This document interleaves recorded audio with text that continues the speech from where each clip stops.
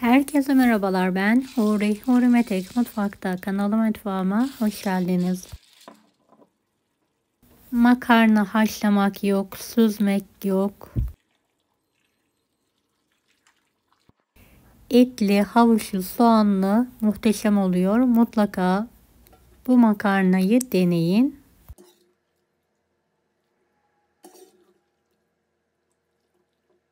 Evet, tarifimi hiç bekletmeden hemen başlıyorum. 500 gram dana kuşbaşı etim var. Biraz su gezdirerek kaynayana kadar yüksek, daha sonra kısık ateşte pişirmeyi bırakıyorum.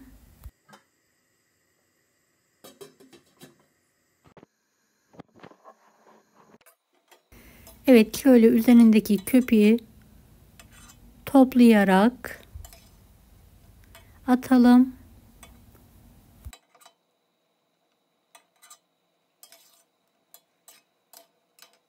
Köpüğü de aldıktan sonra tencerenin altını kısalım ve etimiz yumuşayana kadar pişirmeye bırakalım. 1 adet kuru soğanı piyazlık olacak şekilde doğruyorum. 1 adet havucu da videodaki gibi ince ince doğrayalım.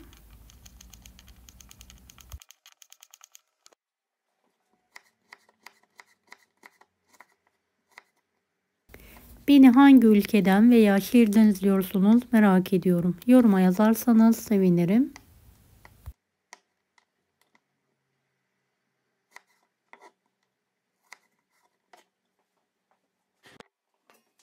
Evet, kontrol ediyorum. Etim yumuşamış. Biraz sıvı yağ gezdiriyorum.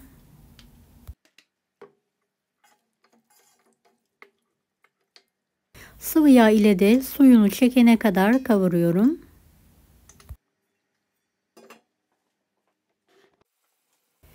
Evet, piyazlı kuru soğanı da ekliyorum.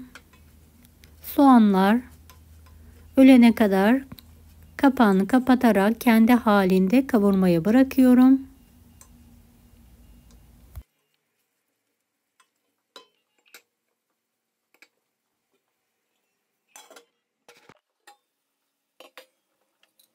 Evet, gördüğünüz gibi soğanlar öldü. Üzerine biraz tuz ekliyorum. Suyunu da tamamen çekti. Doğradığım havuçları üzerine ekliyorum. 1 adet sarımsak kabuğuyla birlikte yıkadıktan sonra orta kısmını alıyorum. Biraz su gezdirerek havuçlar yumuşayana kadar pişirelim.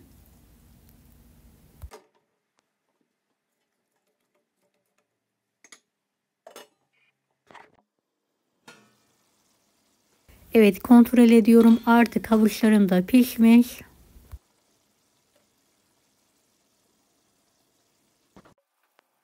Sarımsağı orta kısmından alıyorum. Yarım paket mantılık makarna ekliyorum. Ve üzerini geçecek kadar kaynar sıcak su ekliyorum. 1 tatlı kaşığı tuz ekledikten sonra karıştırıyorum.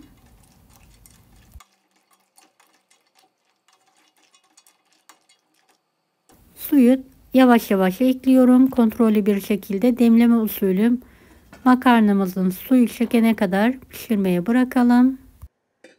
Evet, kontrol ediyorum. Makarnam pişmiş. Üzerine doğranmış maydanoz ekliyorum.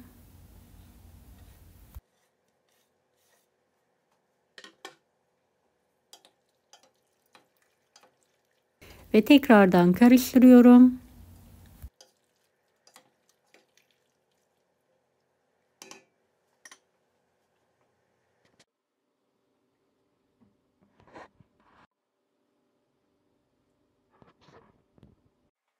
Ve servise hazırlıyorum.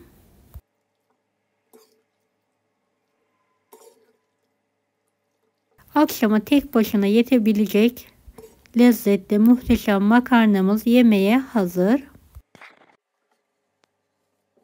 Deneyecek olan herkese şimdiden kolaylıklar dilerim. Kanalıma ücretsiz abone olmayı unutmayın. Allah'a emanet olun. Hoşça kalın. Daha farklı tarifler için bunları da izlemeyi unutmayınız. Kolay gelsin herkese.